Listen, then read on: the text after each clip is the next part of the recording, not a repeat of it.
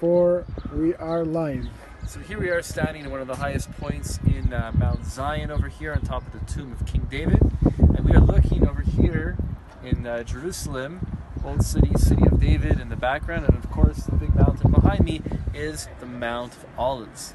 And of course, as the name implies, it has historically and still today been prolific with olive trees. And those olive trees, of course, produce olive oil. If you go back into ancient Israel, olive oil was a very important export all over the Roman Empire. And in addition to being an important economic factor in the life of Israel, it was also a very important spiritual factor. Because the olive oil had two main functions on a spiritual level. One function was that it was used as oil to light the fire in the menorah inside the holy temple, the candelabra that gave illumination to the interior of the room. The other aspect of the olive oil was its use as the coronation for the kings of Israel.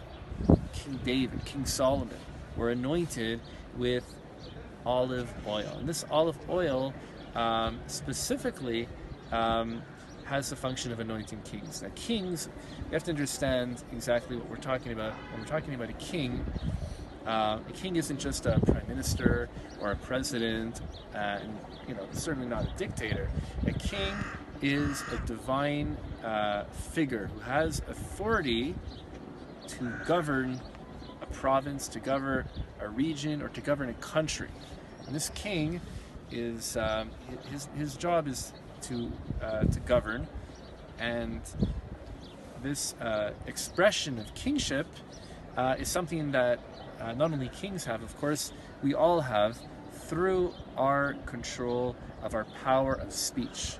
Okay, a king controls his territory through his speech. He tells his ministers or his servants what needs to be done, and they do it. He creates the environment around them through the power of speech. And we too have the ability to create the environment around us through our power of speech, through communication. We can choose positive communication. We can choose negative communication. We can choose who we want to talk to, who we don't want to talk to, how we want to speak. And the messages that we convey to the world around us actually determines the energy around us. And that is what we call kingship through the power of speech, that not only for kings, actual literal kings, but everyone in humanity has this power of speech. That's what makes a human unique and different and special than everyone else in the animal kingdom, for example. We have this power of speech, and we can utilize the power of speech for good, for positivity. And when you speak, when you say things in the Jewish belief, when you speak in a positive way, it actually attracts positive energy into your life. When you speak negatively, it attracts negative energy in your life, God forbid. So this is something that we call kingship through the power of speech that we all have, and we are learning this lesson over here at the very tomb of King David, King of Israel.